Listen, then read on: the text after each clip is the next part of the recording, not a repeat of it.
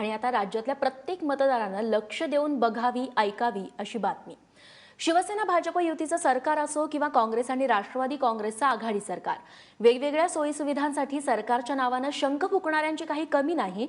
मात्र यापैकी अनेक जण मतदानाच्या दिवशी फक्त सुट्टी एन्जॉय करण्यात धन्यता मानतात।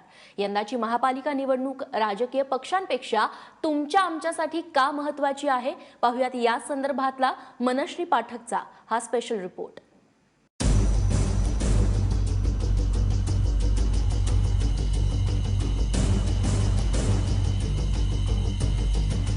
21 तारखेला मी मतदान तर करणार आहे, मात्र मतदान केल्यानंतर मला काय मिळेल, अर्थातच सोयी सुविधा त्या मिळणार आहेत का? मी मतदान नेमकं कशासाठी करणार आहे आपण जाणून घेऊयात। करतच नाही, कारण हे सगळे एका माळ्याच्या मनी आहेत। जो तो पाठीमागनं काय करतो ते आमच्या पब्लिक लोकांना काय समजत नाही। नंतर मग अफवा उठवतात, पब्लिकच्या खांद्यावर बंदूक ठेवून आपापले साध्य करतात। बाकी हेच आहे, तू कोणाचं काम करत नाही, काय नाही। त्याच्यासाठी मी मतदानच्या भानगडीत पडतच नाही, कधीच नाही। नाव असून पण मी आता किती 3-4 वेळा मी मतदान झालं पण केलंच नाही।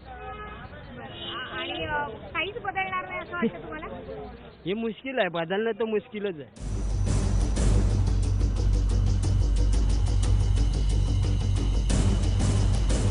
रोज लोकलच्या गर्दीत धक्के खाणारा मुंबईकर आज एक आयती मतदानाची सुट्टी मिळाली आहे, तर ती वाया कशाला घालवा, घरातच बसा असा विचारही करेल। पण खरंच हा विचार करणं योग्य असतं?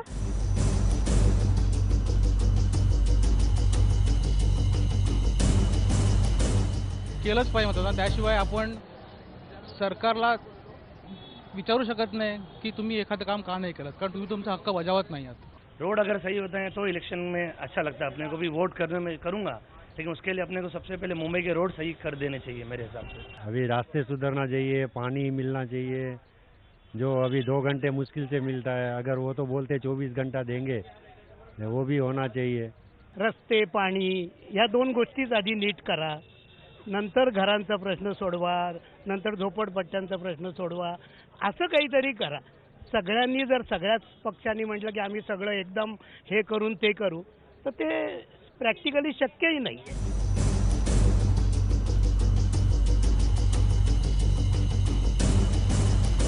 रस्ते, पाणी, कचरा, फुटपाथ, वाहतूक या आणि अशा असंख्य गोष्टी, असंख्य गरजा, या व्यवस्थेचा बोजवारा उडाल्यानंतर आपण चिडचिडतो, so much corruption, bad politics अशा नावाने उसासही टाकतो।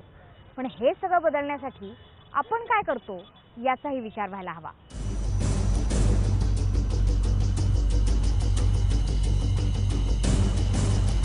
सध्या परिस्थितीत कोणाला मतदान करावं हा मोठा यक्ष प्रश्न वाटतो, कारण कोणीच धड आहे असं वाटत नाही। रस्ते, पाणी या सुविधा आणि वीज या महत्त्वाच्या सुविधा आहेत। जर त्यांनी पुरवल्या नाहीत तर मग त्या महापालिकेला पण काहीच अधिकार राहत नाही। आणि खरोखर जर ह्या गोष्टी होत नाहीयेत 25 वर्षांमध्ये, मला वाटतं की होत नाहीयेत, तर लोकांनी आता खरोखर परिवर्तन करून द्यावं। प्रत्येक उमेदवार आपापलं नशीब आजमावण्याचा प्रयत्न करतोय आणि मतदारांकडे सुद्धा हीच संधी आहे पुढच्या 5 वर्षांसाठीचं त्यांचं नशीब ठरवण्याची। कॅमेरामन नारायणसह मनश्री पाठक, एबीपी माझा, मुंबई।